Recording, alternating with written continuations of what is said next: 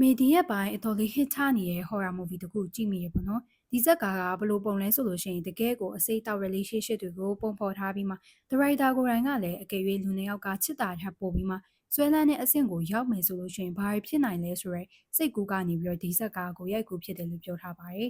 ဆိုတော့မေရိုဒီဇက်ကားမှာဘယ်လိုထူးခြားချက်အကြောင်းအရာတွေပါနိုင်မလဲဆိုတာကိုလေ့လာကြည့်ရအောင်ပထမဆုံးအနေနဲ့ဒီဇက်ကားကိုဘဲကသူကြိတ်ချစ်နေရတဲ့သူ့ရဲ့တငယ်ချင်းနီကီကိုဖွင့်ပြောဖို့အတွက်အစမ်းလေးကျင်းနေရကနေစထားရပေါ့နော်ဘဲကဒီအပိုင်းမှာပြောသွားတဲ့စကားဆိုလို့ရှိရင်ဒါကမင်းကိုအရာအလုံးထက်ဦးစားပေးရွေးချယ်မှာတဲ့ဒီဇက်ကားကြောင့်စပွဲထိုးကောင်မလေးကမှအရေးပြောသွားသေးရပေါ့နော်ပြီးရဲ့အီယန်ကနီကီနဲ့အိတ်နေတာဆိုတာကိုလည်းဘဲကိုလိုဝတ်ထားပါရဲ့နီကီမုံနဲ့ယူကြောင်ကြောင်နီကီဆိုရဲနာမည်ပြောင်ကိုခေါ်ဖို့ကလည်းအီရန်ကပဲအကြံပေးခဲ့ရပဲဖြစ်ပါတယ်ဒါရီကြောင့်ဘဲကသူခန်းစားချက်ကိုအချိန်ဆွဲပြီးတော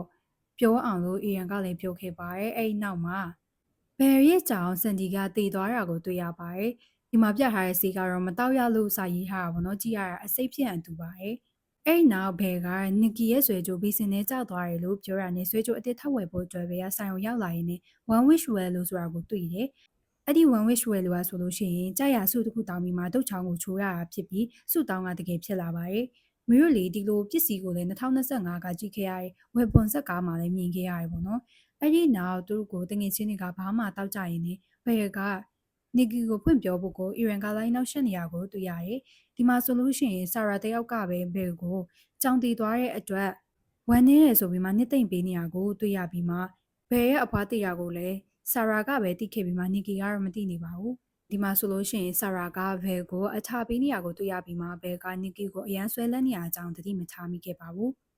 ကားစီးရင်အိမ်ပြန်ကြတဲ့အချိန်မှာနီကီကသူဒီအလောက်ကနေထွက်ပြီးမှစာပဲစိတ်ရေးရောမယ်လို့ပြောပါတယ်ဒီမှာပေါ်ပြသွားတဲ့နီကီရေးရဲ့စာတွေက romance တော့မဟုတ်ဘူးပေါ့နော်သူက love story တပုတ်လိုပဲပြောထားတာတွေ့ရပါတယ်ဘယ်ကအဲ့ဒါအတူတူပဲလို့ပြောပါတယ်ဒါပေမဲ့မပြောချင်တာကတော့အဲ့ဒါကမတူပါဘူးအချစ်တစ်ခုကဆိုလို့ရှိရင်အများရန် positive romantic မဖြစ်နိုင်ဘူးပေါ့နော်သူတို့မှာတောက်စစ်ဆန်တဲ့အပြုတ်မှုတွေပြောရမယ်ဆိုလို့ရှိရင်ဆွဲလန်းတာတွေရှိနိုင်တယ်ပေါ့နော်ချစ်တာတဲ့ကြုံလွန်သွားရင်တော့ဆွဲလန်းမှုဆိုတာဖြစ်လာနိုင်ပါတယ်ပြီးတော့တချို့လူတွေဆိုလို့ရှိရင်မချစ်ဘဲနဲ့ဆွဲလန်းမှုကြောင့်ပဲ relationship တစ်ခုကိုစတင်ကြရရှိရပေါ့နော်ဒါတွေကစိတ်ပညာနဲ့လည်းဆိုင်နိုင်ပါတယ်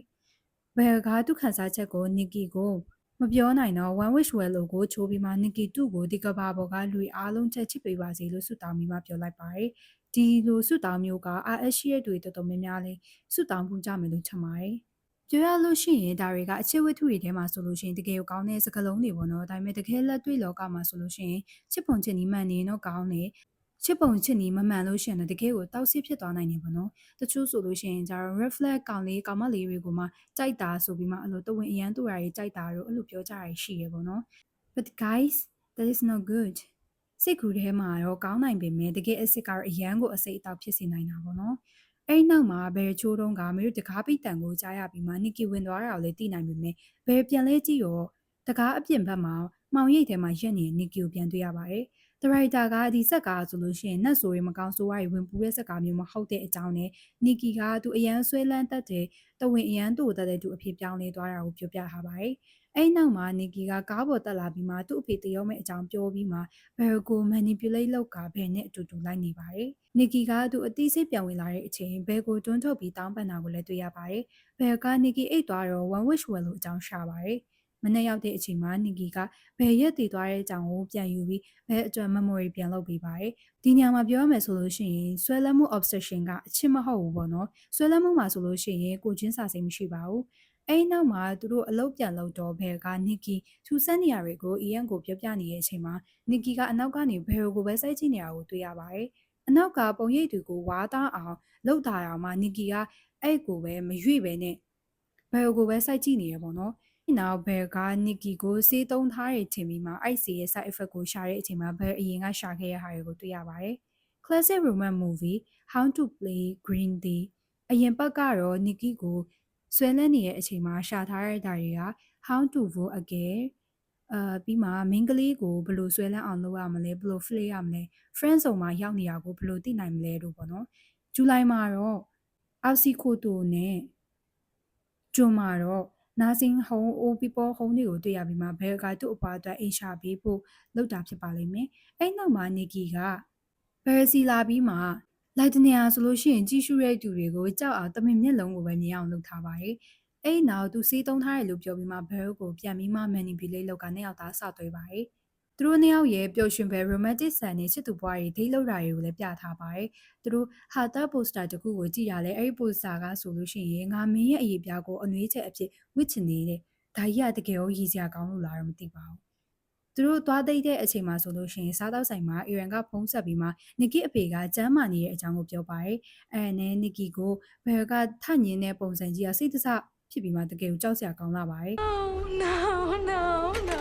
no, no, no, don't do that! I thought we were having a nice day! သူတို့ညအိတ်တဲ့အချိန်မှာဆိုရင်ဘယ်ကနီကီကိုရှာတော့ဂရင်ချီရင်မှာသူအိမ်မက်ဆိုရင်မှတ်တယ်လို့ပြောပြီးမှနင်ကငါချစ်တလောက်မချစ်ဘူးလို့ခံစားရရဲဆိုပြီးမှပြောပါတယ်အဲ့နောက်မနက်မှာဖေရဲ့စပင်တွေကိုညှက်ထားတာတွေ့ရပြီးမှနီကီကစာအုပ်ဖတ်နေကစာအုပ်ကလည်းပြောင်းပြန်ဖြစ်နေပါတယ်ကြည့်ရတာနီကီကဘယ်ဝင်လာတဲ့အချိန်မှာသူမကိုသူမချစ်ဖို့ကောင်းအောင်လို့တမင်စာအုပ်ဖတ်ချအောင်စောင့်နေဟန်တူပါတယ်ပြီးတော့တကားကိုလည်းတိတ်တွေအများကြီးနဲ့ကတ်ထားပေမဲ့ဘယ်ကရအောင်ဖွင့်ပြီးမှထွက်သွားတာကိုတွေ့ရပါတယ်အဲ့နောက်နီကီထုတ်ပေးလိုက်တဲ့ထမင်းကြိုက်မှာဆိုလို့ရှိရင်သူမတို့နှစ်ယောက်ရဲ့ Polaroid ပုံတစ်ပုံကိုတွေ့ရပြီးမှဘေးမှာဆာရာကနီကီအကြောင်းပြောရင်းနဲ့သူမရဲ့အကြောင်းလျှောက်တဲ့အကြောင်းကိုပြောပါတယ်ကြည့်ရတာသူကနီကီနဲ့အီရန်ရဲ့အကြောင်းကိုလည်းပြောဖို့လုပ်တယ်ထင်ပါရဲ့အဲ့နောက်မှာသူနေ့လေးစာကိုတခိုက်စာတော့ဆာရာကကြောင်သားကဘလို့နေလဲဆိုတာကိုနီကီထည့်ရေးထားတဲ့စာကိုတွေ့ရနဲ့ပြောတော့ဘယ်လဲလက်ပြီးမှအန်ပါတယ်အဲ့နောက်ဘယ်က One Wish Well လို့စီဖုန်းခေါ်ပြီးမှအဲ့ဒီထဲကအတန်ဆိုလို့ရှိရင် Director Kari Baker ရဲ့အတန်ပါပဲအဲ့ဒီစုတောင်ကိုပြန်ဖြတ်ဖို့မဖြစ်နိုင်တဲ့အကြောင်းနဲ့နှစ်ယောက်ထဲကတယောက်တေမှပဲပြတ်နိုင်မယ်လို့ပြောပါတယ်သူတို့တငယ်ချင်းတွေပွဲမှာဆိုရင်နီကီကပုံမှန်မဟုတ်တယ်လို့ရှိပြီးမှသူမရေးထားတဲ့ပုံမျိုးကိုလည်းပြောပြပါတယ်ဘယ်ကသူကတ်ဆွဲတဲ့အချိန်မှာဘယ်ဘက်ကလူကိုနမ်းဖို့ကြပါတယ်အဲ့လူကဆာရာဖြစ်နေရောနီကီလည်းထပြီးမှဆာရက်ခုံကိုထွန်းပယ်ပြီးသူမကအဲ့နောက်မှာနေလိုက်ပါတယ်အဲ့ဒါပြီးရဲ့နောက်မှာသူမပလင်းတွေကိုရိုက်ခွဲပြီးမှကို့နဖူးကိုထုခွဲရအောင်လည်းတွေ့ရတယ်ပေါ့နော်အဲ့လိုထုခွဲတဲ့အချိန်မှာဆိုလို့ရှိရင်နီကီအစေရဝိညာဉ်ကပြန်ဝင်လာတယ်လို့ပဲပေါ့နော်ဒါမှမဟုတ်ဟိုဒါကဘယ်ကီယိုဆိုင်အောင်လို့ attention ပေးအောင်လို့တမင်လုပ်တဲ့ပုံစံမျိုးပါအင်ပြန်ရောက်တော့ဘယ်ကနီကီကိုသူမပျော်ရည်လားတကယ်ရောချစ်ရလားဆိုမှမိပါတယ်သူကဘယ်လိုချင်တဲ့ပုံစံမျိုးနေမယ်ဆိုပြီးအထိတောင်းပန်ပြီးငိုယူပါတယ်ဒါကတော့ကိုတကယ်သူ့ကိုကဘာတစ်ခုလှုပ်ဖြစ်ပြီးမှမျက်ကန်းဖြစ်အောင်ချစ်မိသွားတဲ့အချိန်မှာဒီလိုကြီးဖြစ်လာတတ်ပါတယ်ဒါပေမဲ့ဒီအချစ်ကတော့ချစ်ပုံချစ်နေမမှန်ဘူးပေါ့နော်အဲ့နောက်မှာနီကီကအနောက်ကိုပြန်ဆုပ်ပြီးဘယ်ကိုချင်းချောက်တော့ဘယ်လဲလဲရှော့ပြီးမှအတူတူအေးလိုက်ရပါတယ်ညမှာဆာရာကစာပို့လာတော့ဘေကထောက်ထွက်လာပါတယ်အဲ့အချိန်မှာတကယ်နီကီအစစ်ကသူမကိုတတ်ဖို့တောင်းဆိုပါတယ်ဘယ်ကသူနဲ့နေရတာဘာများအလောက်ထိဆိုးရလို့လဲလို့ပြောပြီးမှအပြင်ကိုပဲထွက်လာခဲ့ပါတယ်အမှန်တော့ဒီနေရာမှာဘယ်ကမားရယ်ပေါ့နော်သူဒီလိုဆာရာစီမတွားတင်ဘူးလို့ထင်တယ်နီကီနေရာကကြည့်လို့ရှိရင်じゃဖောက်ပြန်တယ်လို့ခံစားရမှာပဲပေါ့နော်ဆာရာနဲ့စကားပြောနေကြတဲ့အချိန်မှာနီကီကကြောက်တုံးကြီးနဲ့ကားမှန်ကိုထုခွဲပြီးဆာရာကိုကြောက်တုံးနဲ့စောင့်ကားတက်လိုက်ပါတယ်နီကီကဘယ်ကိုဒါနှစ်အပြစ်တွေပဲနင်းစုတောင်းတာလို့ပြောပါတယ်ပြီးတော့ဘယ်ကဆိုင်က wish well လို့တခုကိုထပ်သွားယူပြီးမှအီရန်ကိုသူ့စုတောင်းကိုပြတ်အောင်လုပ်ပေးဖို့အတွက်လာစုတောင်းခိုင်းပါတယ်အီရန်ကမယုံပါဘူးဒါကြောင့်သူကဒေါ်လာ1000ရပါစေလို့အပျော်စုတောင်းလိုက်တဲ့အချိန်မှာတကယ်မိုးပွားနေဒေါ်လာ1000နေဒေါ်လာအများကြီးကျလာတာတွေ့ရပါတယ်အဲ့တော့သူလည်းယုံသွားတဲ့အချိန်မှာသူကနောက်ထပ်စုတစ်ခုရတောင်းလို့မရတော့ဘူးနော်အဲ့ဒေါ်လာ1000ရဲ့ side effect ရောရှိလာမှာပါဘယ်အိမ်ပြန်လာတဲ့အချိန်မှာဘယ်ကိုအောက်လန်နဲ့လှုပ်ထားတဲ့လိုမျိုးပစ္စည်းရဲ့အများကြီးနဲ့တွေ့ရပြီးမှဆာရာရဲ့အလောင်းကိုလည်းတွေ့ရပါတယ်သူကဆာရာအင်ဂျီကိုဝစ်ထားပြီးမှဆာရာဆွဲထားတဲ့လိုမျိုးတက်တူးတွေကိုလည်းထိုးထားပါတယ်သူကဆာရာလိုလှုပ်ထားတာတွေ့ရတယ်ဘာလို့လဲဆိုတော့ဘယ်ကဆာရာကိုစိတ်ဝင်စားရလို့ထင်နေလို့ပါပြီးတော့အဲ့ဒီစုတောင်းဆိုလို့ရှိရင်ဘယ်လိုချင်တာအကုန်လုံးကိုလိုက်လုံးမှာပါ။အဲ့နောက်အီတန်ဝင်လာတော့နီကီကတနက်နဲ့တခါရပြစ်တက်လိုက်ပါတယ်။ဘယ်လဲအတော်လန့်သွားပြီးမှနီကီကိုပြန်ချောလိုက်ပြီးမှသူချစ်တဲ့အကြောင်းကိုပြောပါတယ်။ I love you! I love you! ဘယ်လဲရီချိုခန်းထဲဝင်ပြီးမှနှက်နဲ့ကုကုကိုတက်တည်ဖို့ကြောက်လို့ဆိုပြီးမှဈေးတောက်ပြီးမှတက်တည်ရင်းနဲ့မတည်ခင်မှနီကီကဘယ်ကသူမကိုချစ်ပါစေလို့ဆုတောင်းလိုက်တော့ဘယ်လဲရီချိုခန်းထဲကထွက်လာပြီးနောက်ဈေးကလည်းအဖက်ပြလာတာနဲ့တည်သွားပါတယ်။နီကီလည်းလိုက်တည်ဖို့လုပ်နေရင်းနဲ့တကယ်နီကီအစ်ကအတိပြန်ဝင်လာတာကိုတွေ့ရပြီးစက်ကားကိုအဆုံးသတ်ထားပါတယ်။ Okay ဒါဆိုလို့ရှိရင်နီကီကအဆုံးသတ်ပါဖြစ်မှာလဲဆိုရင်ဒရိုက်တာကိုယ်တိုင်ကထောင်ထဲသွားရနိုင်တယ်လို့ပြောထားပါတယ်။ဒါပေမဲ့နောက်ထပ်ပြနိုင်ချေတစ်ခုကနီကီကအဲ့ဒီကဒေါ်လာ1000ဆိုတဲ့ပတ်စံတွေကိုယူပြီးမှခီးထွက်တာလို့လည်းလုပ်နိုင်ပါတယ်။ပြောရမယ်ဆိုလို့ရှိရင်ဒီဇက်ကားကဘတ်ဂျက်အများကြီးမသုံးထားတာမှတော်တော်ကြီးကို ပေါက်ပြီးမှအောင်မြင်ခဲ့ရပေါ့နော်ဇက်ကာဟဲကအချစ်လိုမျိုးနဲ့စစ်တက်တဲ့လူတွေလည်းအပြစ်မရှိရယ်ဒီအကြောင်းကိုရှင်းပြမယ်ဆိုလို့ရှိရင်ချစ်ကြတဲ့နေရာမှာဆွဲလန်းမှုကြောင့်လားတကယ်ရောချစ်ကြရလားဆိုတာရှိပါတယ်မိလည်းအရင်ကဒီလိုဆွဲလန်းခဲ့ပူတာရှိတယ်ပေါ့နော်အဲ့တော့ကဆိုလို့ရှိရင်တကယ်ကိုသူ့ကိုတက်တက်လို့ကို့အပိုင်လိုပဲထားချင်တာပေါ့နော်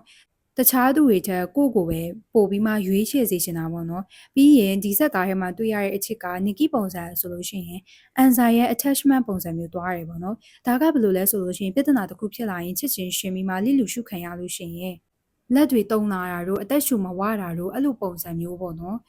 ဆွဲလန်းမှုဖြစ်လာတဲ့အခါမှာဆိုလို့ရှိရင်သူကဘလောက်ပဲချစ်ပြ